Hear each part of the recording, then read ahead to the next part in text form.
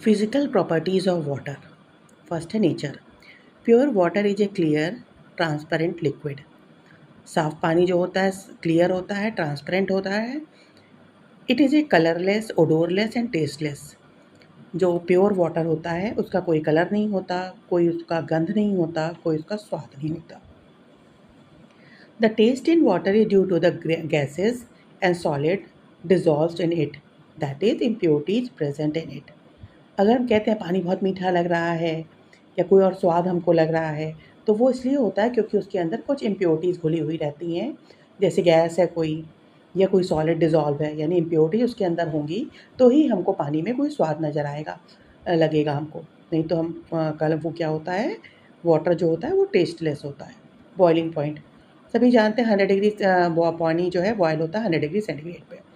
Under normal pressure पे, यानी 1 atmospheric pressure जो होता है 760 mmHg पारा जो होता है मरकरी, वो 760 mm चली जाती है ऊपर.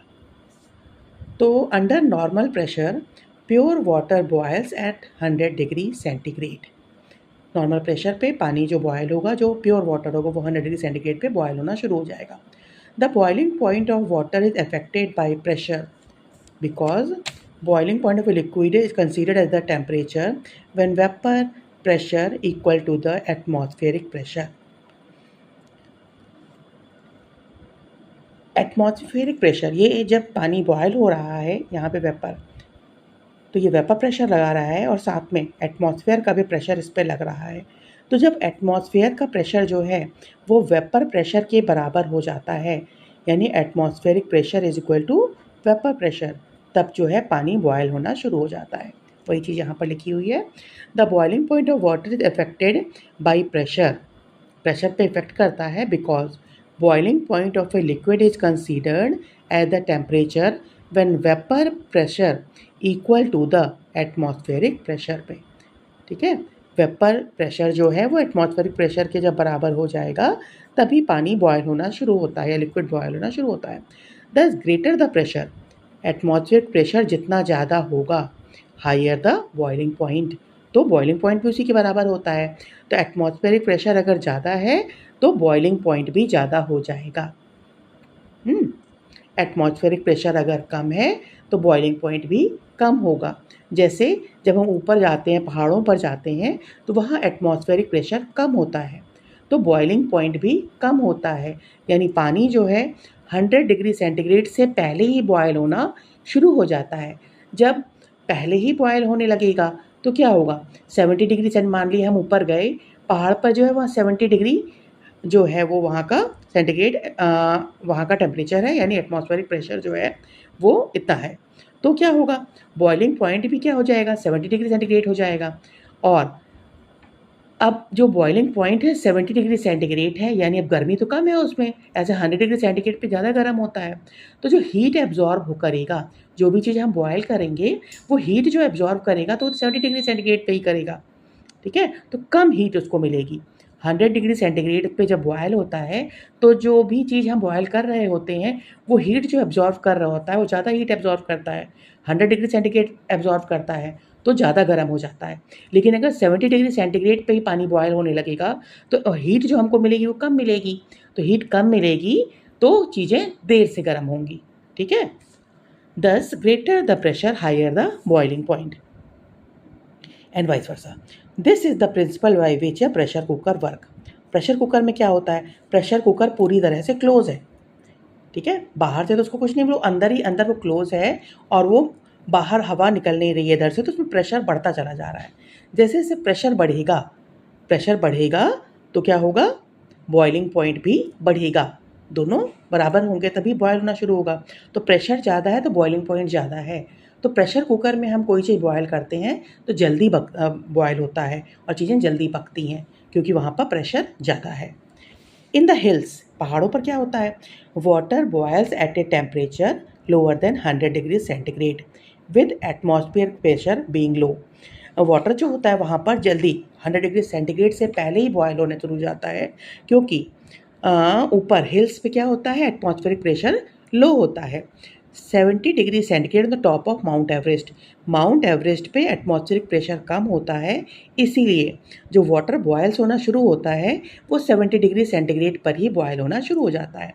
And so food is not cooked properly. अभी बताया जैसे ही 70 डिग्री सेंटीग्रेड पे ही बॉयल होना शुरू हो गया तो हीट एनर्जी जो ले रहा है फूड वो उसको कम हीट मिलेगी। 100 डिग्री सेंटीग्रेड में वो ज़्यादा उसको हीट मिल रही थी, 70 डिग्री सेंटीग्रेड पे उसको हीट कम वो एब्जॉर्व करेगा, इसीलिए वो देर से पकेगा। Therefore pressure cooker are use to the in the hills, इसलिए प्रेशर कुकर यूज़ किया जाता है। प्रेशर कुकर में बताए it is closed, so in it pressure is increasing continuously, so boiling point increases. ठीक है, तो वो नॉट 100 डिग्री सेंटीग्रेड की बजाय 120 डिग्री सेंटीग्रेड पे ही बॉयल होना शुरू हो जाता है। जो एक्स्ट्रा अमाउंट ऑफ हीट है वो एब्जॉर्ब बाई वेजिटेबल या फूड जो हम ले रहे हैं वो ले लेता है, इससे जो है जल्दी खाना कुक होना शुरू हो जाता है। ठीक, अगला दिया हुआ है फ्रीजिंग पॉइंट ऑफ वाटर और melting point of ice. Pure water freezes at 0 degree centigrade. जो प्योर वाटर होता है 0 डिग्री सेंटीग्रेड पे फ्रिज जमना शुरू हो जाता है। At normal pressure, atmospheric pressure normal है 1 एटमॉस्फेरिक प्रेशर पे। The freezing point of water decreases with an increase in pressure. Pressure जो है वो अगर बढ़ाएंगे तो फ्रीजिंग पॉइंट जो है वो कम होगा। जितना ज़्यादा प्रेशर होगा फ्रीजिंग पॉइंट उतना ही ज़्यादा कम होगा। प्रेशर क्या है, इन्वर्सली प्रोपोर्शनल है फ्रीजिंग पॉइंट के, यानी प्रेशर बढ़ेगा तो फ्रीजिंग पॉइंट घटेगा और फ्रीजिंग पॉइंट जो है वो बढ़ेगा तो प्रेशर जो है वो घटेगा। ठीक, ऐसे ही मेल्टिंग पॉइंट भी डिक्रीजेज एंड ऑडिंग। अगर हम कोई इम्प्योरिटी ऐड कर देते हैं तो भी जो है फ्रीजिंग पॉइंट या मेल्टिंग पॉइंट जो है वो डिक्रीज हो जाता है। The freezing point of water also decreases due to the presence of dissolve impurities in it. अगर हम पानी में नमक घोल दें, ठीक है, या हम बर्फ़ के साथ नमक डाल दें, तो हमने बर्फ़ के साथ क्या किया, नमक के डाल दिया, यानी एक उसमें इम्प्योरिटी हमने डाल दी। तो इम्प्योरिटी डालने से क्या होगा, मेल्टिंग पॉइंट डिक्रीज़ हो जाता है। जो 0 डिग्री सेंटीग्रेड पे बर्फ़ पिघलती थी, मेल्टिंग पॉइंट 0 डिग्री सेंटीग्रेड है, ठीक है, तो जो बर्फ़ जो है 0 डिग्री सेंटीग्रेड पे मेल्ट होना शुरू हो जाती थी, वो मेल्टिंग पॉइंट डिक्रीज़ हो रहा है इम्प्योरिटी डालने से। तो क्या होगा, अब मेल्ट वो 0 डिग्री सेंटीग्रेड पे नहीं होगा और कम टेम्परेचर पे होगा, यानी -1 डिग्री सेंटीग्रेड पे या -2 डिग्री सेंटीग्रेड पे या -3 डिग्री सेंटीग्रेड पे। तो जो बर्फ़ वाले लेके चलते हैं, जहाँ आइस वगैरह लोग आइसक्रीम लेके चलते हैं, तो जो बाहर का जो डब्बा होता है उसमें बर्फ़ के साथ नमक डाल दिया जाता है। तो बर्फ़ क्या होगी, वो अब मेल्ट धीमे होगी, उसका जो मेल्टिंग पॉइंट है वो डिक्रीज़ हो जाएगा क्योंकि हमने इम्प्योरिटी डाल दी है उसमें। तो बर्फ़ देर से पिघलेगी और हमारा अंदर जो आइसक्रीम है वो पिघलेगी देर से, मेल्टिंग पॉइंट डिक्रीज़ हो जाएगा। ठीक है।